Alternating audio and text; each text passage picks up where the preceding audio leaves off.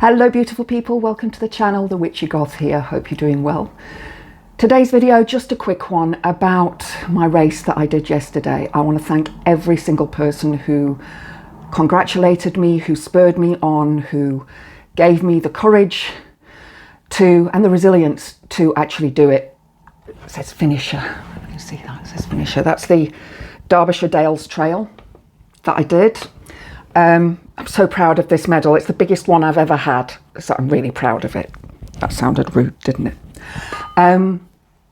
So just a brief sort of story about the run. It was hard.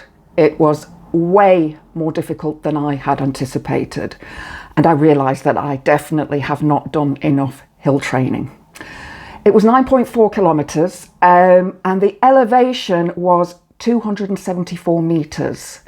And you can see it there. That's the height that I had to run, and a lot of it was like that. And so it was a lot of walking, and then getting to the top of those bits, and then it goes straight. Just the pain.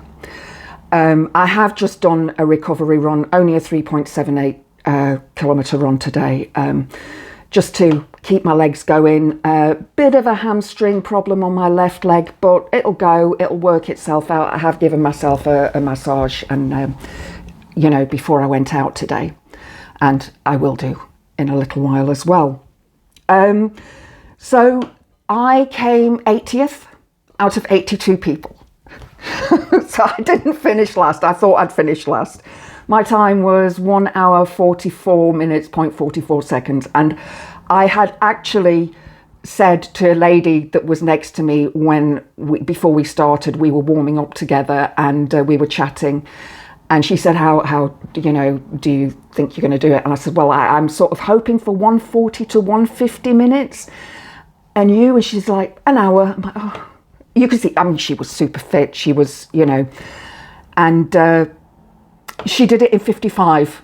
I was really proud of her for doing it in that speed because it is a difficult course. And she'd never done a trail run before. Now I run trail every day, but I realised that I need to do a lot more hill work. Yeah, it was difficult. It was really difficult. And not just going up hills, but going down as well, because the path down was incredibly rocky. Now I run on a lot of rocks as it is, but this was far beyond anything that I've done before. So, and I have a fear of running down because that's how I broke my leg both times, was running downhill. And I know I need to work on my technique for that, widen my space. And instead of I tend to stop like that on my toes, which causes the tibia to fracture. It's a shearing fracture. So I need to widen my steps rather than shorten them. But again, these are old glasses. I need to get new glasses so that I can actually see properly as well. I think I'll get some long distance glasses as well this time for running so that I can actually, because these are very focal, so I have to tip down to see the ground in front of me. So there's a lot of things that I learned. I know I need to also do some other exercises as well. So, you know, I've been focusing more on my running, doing little bits of yoga. I know I need to do more yoga. I need to do more cross training. And the main thing that I need to work on is my nutrition, because I am going to go and eat this now. Cream bun. If you've never had it, it's delicious. It's the Tesco Tear and Share cinnamon roll, and it's got like a cream cheese icing on top.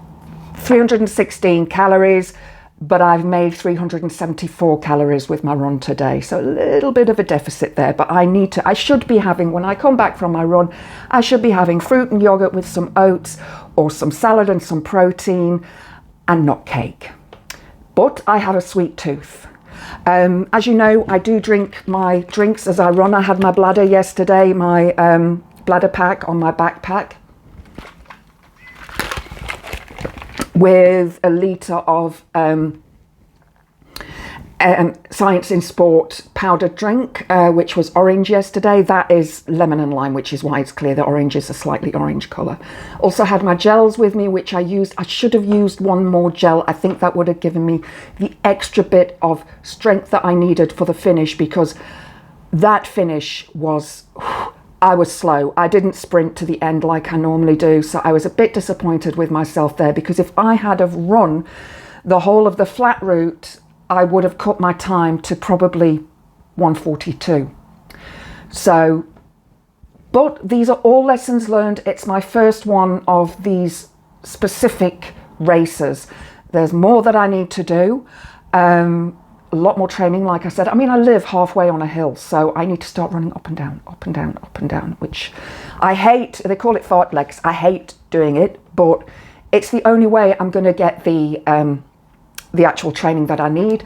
Also, I'm going to change my trail route once a week. So I'm going to be doing my long distance at Clumber, where I normally go to at the forest, my usual runs here in the woods, and then I'm also going to be including another trail which goes to the next village and back. So it's more of a flat trail, and it's got an inclination. It seems to have an inclination both ways. It's the old train tracks, and so I'm going to start running on that. It's also a trail.